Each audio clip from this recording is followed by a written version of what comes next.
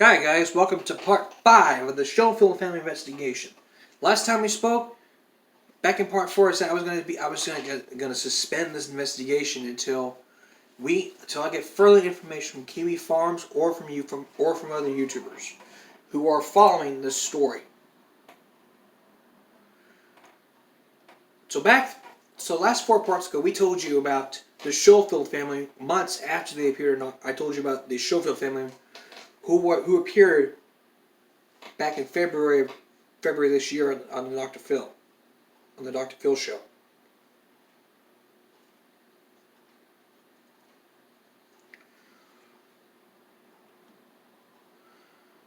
I mean, it was back in 2012 they first appeared on a show to talk about their daughter Janie, who has schizophrenia. But that's really not the case here. We're talking about Bodie here. Bodie was diagnosed with autism, but Susan believes that he's also diagnosed with schizophrenia, which he also has the autism spectrum.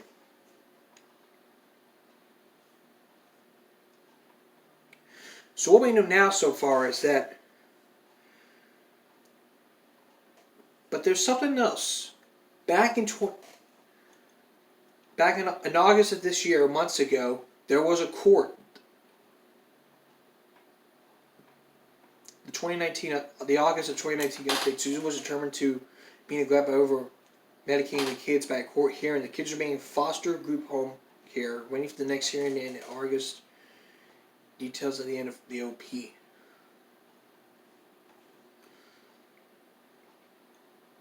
This was from, and before we go any further, here's something that's happened yesterday. I tried to talk with the Facebook page, see if they would give me information. They refused, but they did send me a link,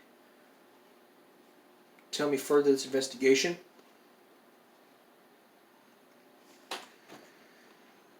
Here's what we know now so far. She over-medicated her kids. Michael moved miles away. Dr. Phil wanted Susan to delete her YouTube channel. And then there weren't too many cooks in the kitchen. One YouTuber, even before the show, even interviewed one of the Schofield family before the show aired.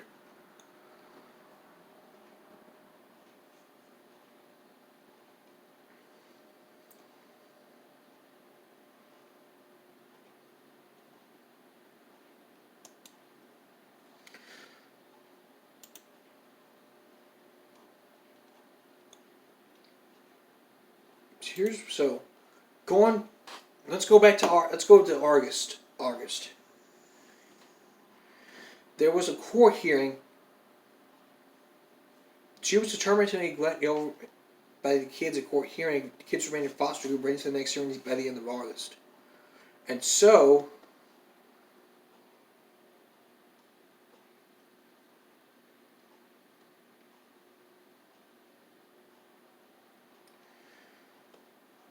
here's what we know.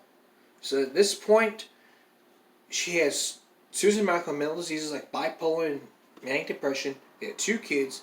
They self-diagnosed them and have severe schizophrenia before they could even talk. Used mainstream media to gather attention and money to help their kids. They have success in getting both their kids in intense medications that adult bodies would have trouble handling.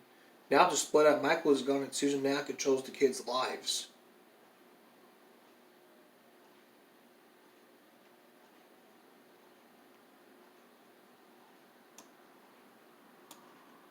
So now let's go to the end of August.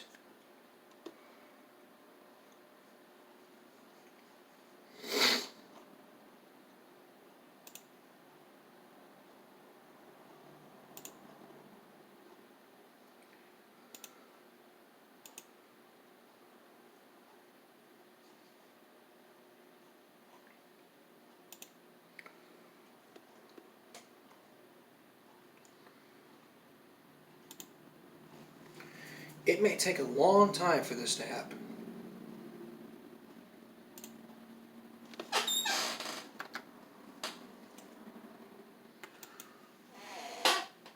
But still,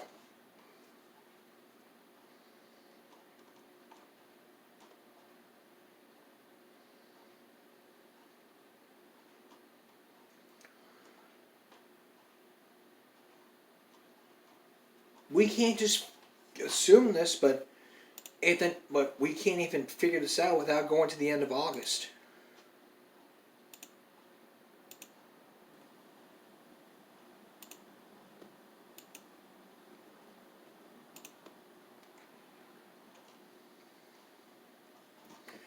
So let's go to the end of August. So here we go. It's the end of August. Susan claims to be under the care of the psychiatric currently, and for him, it's about Sundays in a mental hospital. This is from a user. This was from her Facebook page. It says, "It's always fun chatting with acquaintance you didn't expect to be while waiting for your psychiatrist."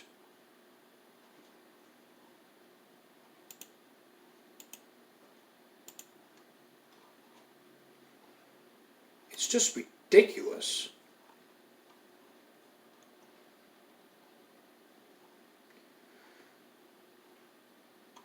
After Susan bragged about how she had approved of all the doctors, what we now know so far is UCL has anything to say. We changed insurance to. This is what we know so far, is that she's in mental care, and that we can't confirm. I can't confirm that the kids. I can't confirm that the kid's still in foster care. But if we had more information about this case from Susan herself, and this is from the.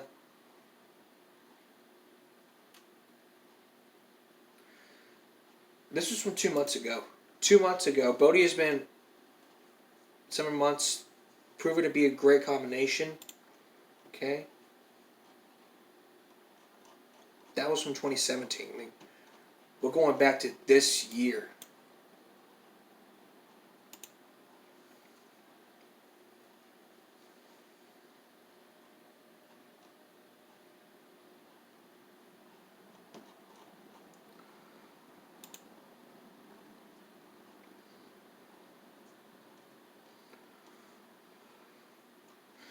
Still, we don't know what's going to be happening with those kids. Is the gag order going to be released? You might ask, is this gag order still going to be released? What's the judge going to say? What's DCFS going to do? We don't know. We don't know what's going to happen, but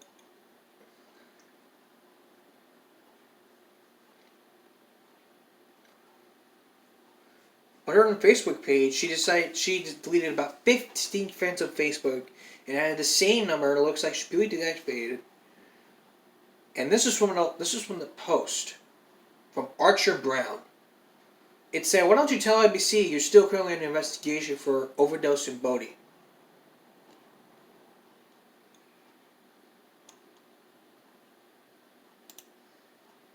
So let's go. So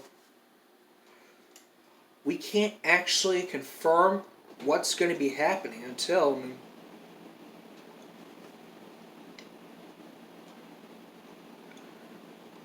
We can't understand this so far now without trying to figure out this case.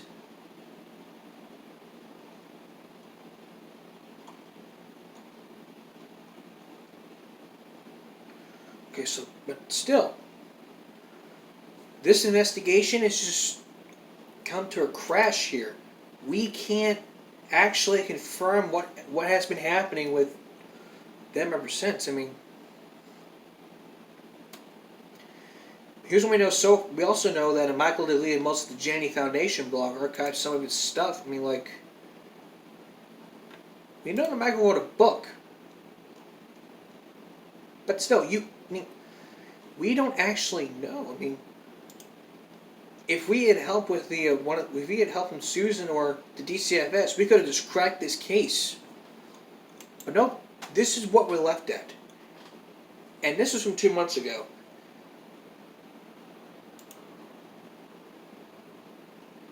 A post from a Facebook page retained by Give Me a Break says that a series of events recently led to Michael being exposed to the probable source leaking information about Jenny and Bodhi in the dependency court proceedings. Additional information purporting to demonstrate that Michael was seeking sexual relationships with men was exposed at the same time. That Michael would create a fictional person in order to advance his goals is no surprise. He did so before when he created a man with a schizophrenic child who got a result. This is from her. This is from.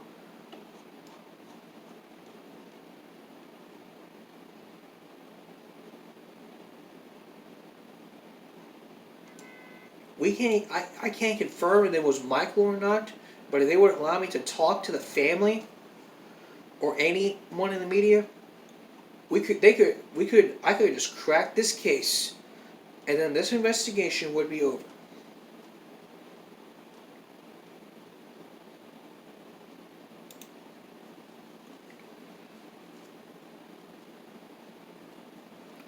But we still know that Bodie's doing okay, and that he's in foster care, and he's on.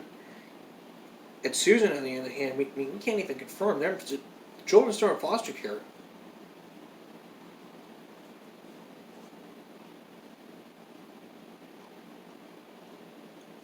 All right, so that's it for this investigation here.